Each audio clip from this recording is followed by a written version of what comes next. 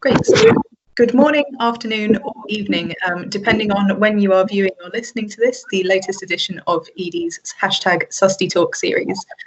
This is the video series that is designed to keep you guys connected during lockdown and beyond. And today I am joined on the call by Tom Berry, who is the Global Director of Sustainable Business at Farfetch, the online fashion technology platform. How are you doing, Tom? Yeah, I'm good, thanks. How are you?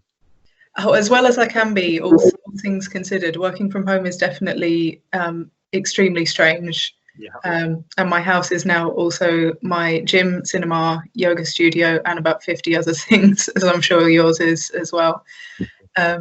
So I think we last spoke on a call around a year ago. So could you give an update on sort of how you guys are working at the moment during lockdown? I see you're at home at the moment. Yeah. So yeah, the majority of Farfetchers have been productively working from home and communicating in different ways to how we normally would, I guess, but still very closely, and in some ways there's lots of things which have been made easier. You know, kind of global, everyone being in the same boat globally has made a big difference. And I guess the priority, as with all businesses, for the leadership in Farfetch was kind of health and well-being of both the Farfetchers, but then also, we're a platform, so we depend as much on our boutique and brand partners as anyone, and so kind of supporting them and the kind of health and well-being of them just important, and then obviously our customers. So yeah, it's been a bit of a different time, but those have been the priorities, and we've luckily been able to kind of safely continue to serve customers and the industry partners without any really significant material impact on the operations. Oh, that's great to hear. And I know you said some of your boutiques maybe wouldn't be able to operate at this time without the platform, owing to not having their own websites. And I think it's definitely been an interesting time for sort of retail e-commerce at the moment. Yeah, we've been running a whole program of work and campaign around what we call support boutiques, just because so many of our partners, we have been, when retail has been closed, we've been their only channel to market, and they're all small independent boutiques, would have really suffered without. Mm-hmm. Great. And then so we're calling today mainly about sort of fashion resale and clothing reuse, and this was a big topic that we talked about the last time we spoke, because when we spoke, you guys had just launched Second Life, which was a resale service for handbags, and I've seen that since then you guys have worked with Thrift Plus for a donation service, and it was really nice to see those guys on Dragon's Den during lockdown as well. So I wondered if you had an update on how that has gone and some of your key learnings from those new business models. Yeah, sure. So they're both, Second Life and the donation service powered by Thrift. They've been great partners. They're both really key parts of our Positively Farfetch strategy, which we talked about last time, and that's all orientated around kind of enabling our community broadly, but in this case customers, to kind of take positive action and make positive choices. And they're both going really, really well. We launched Second Life in the UK as a UK pilot. It's grown really well. We can now service nearly all European countries. The Thrift service has been particularly strong in lockdown, just because people, I guess, have more time at home to kind of see what's in their wardrobe and do a bit of clearing out. And the feedback on both the services has been really positive. But for both of them, I guess the key thing which people like is the simplicity, ease of it. With Second Life, the key thing which we hear more and more often is that people like the buy up front model, so getting credits up front, rather than having to wait a long time consigning your items. So in that kind of resale service, that's a real differentiator, particularly in Europe, compared to competitors. And for the donation service with Thrift, the kind of free at-home pickup of your items you want to donate, combined with the ability to earn credit for every item that sells through the service, is genuinely unique, and you know, I think people really see it and see value in it. So yeah, I guess in all of those in all of our programs in Positively Farfetch, we're trying to engage with consumers kind of authentically and bring them on board on the kind of topic of sustainability. But we're learning, like it's new, and learning what's effective in terms of how we reach our customer base. So yeah, we'll hopefully be increasingly successful over time, but both models going really well. That's good to hear, because I know when lockdown first started, a lot of people in refill and reuse, probably for plastics models, said, well, there's going to be too many hygiene concerns. Maybe there'll be a downturn in this. So it's been really good to see magazines like Vogue and Elle literally run pieces saying, don't worry, it is safe to buy vintage during lockdown, or to consign during lockdown. Is that something that you've seen as well? Yeah, like, I guess early on we heard a few concerns, but to be honest, it hasn't impacted. And I think we service them in the same ways we would service the rest of our business, and taking additional precautions. The at-home pickup for thrift, we solely do that now, whereas we used to do a kind of drop-off pick and collect. And because people, the advice was not to go to stores to drop off, we couldn't do more. So we've had to change elements of it to make sure it continues to be safe. But yeah, it's they're both proved good programs. Fantastic. And then we're speaking sort of just as you guys are publishing this new research that you've done into the environmental impact of secondhand fashion in comparison to new items. And I found it really interesting looking through the report. I think it said something like only 13% of people who pick secondhand are doing it for an environmental benefit. Most people are doing it just to save money or to find rare or exclusive items.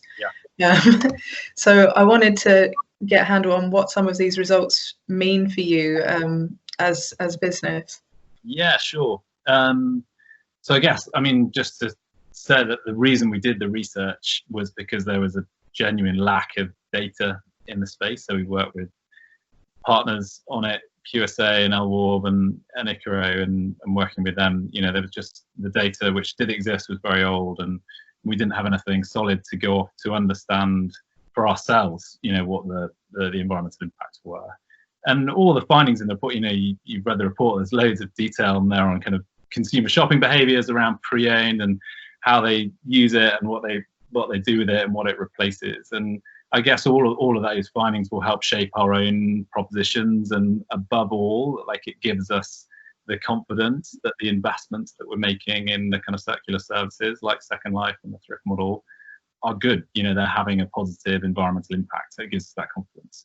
But we're also a platform business, and as I said, we are at service of the industry, and that's why we've made the report. And you'll have seen it. There's a lot of data in there, and we basically shared all the raw data that we got because we think it should be useful for the industry as a whole, and that's something which we wanted to make publicly available. So yeah, it was really useful piece of research. I guess we then, and I know you wanted to talk about it later, but you asked about kind of the impact on our customers. I guess a research report won't impact our customers, but that's why we created the fashion footprints tool on the back of it. So we used the data that we got from the research and created a consumer-facing tool, which was aimed at engaging all the different types of customers we have. So both those who are kind of aware and engaged in sustainability, but want to find out a bit more and kind of are interested to see more, and maybe to delve into the kind of detail of it, or those who just kind of heard the term and have no idea and want to learn. Like, we've tried to create something which is really simple, really practical.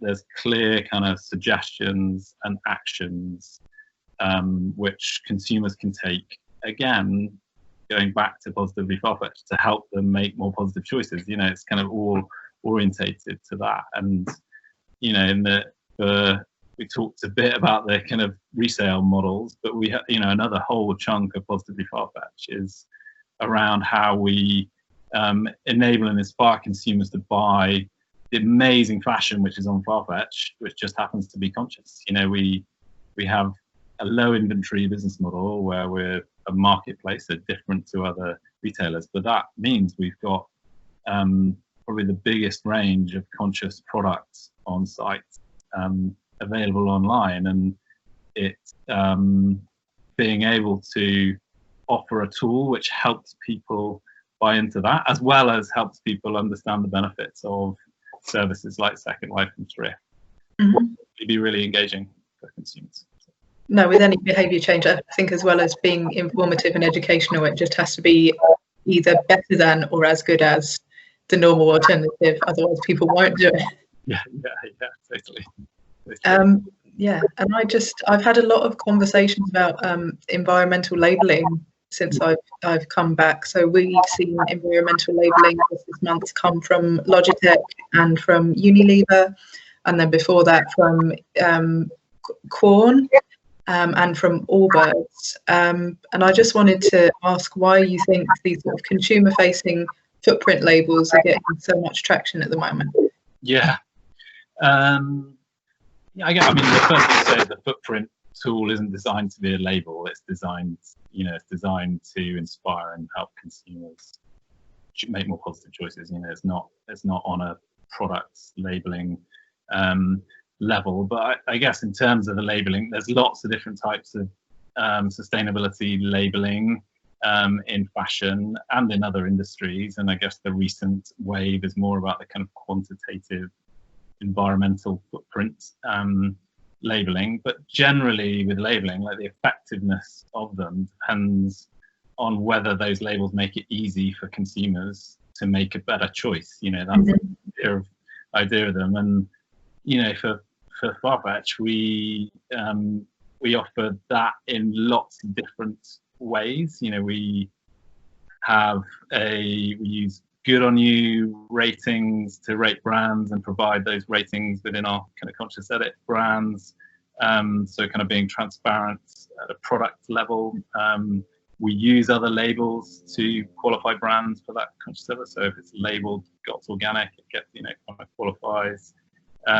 We have the kind of curated edit, so we curate a set of products. So if people don't want to look at a label or use anything else, we've done some curation for them. We've put a filter on the site so people can shop normally, but then filter by kind of conscious products. So there's lots of different ways we are helping to enable better choices. I guess a label, some of that is to do with labeling, but some of it isn't. And the footprint tool or calculator is just another way that we're helping people make that choice. So it's not intended to be part of the kind of labeling regime. It's definitely intended to be part of all of the things that we're doing to help consumers make better choices.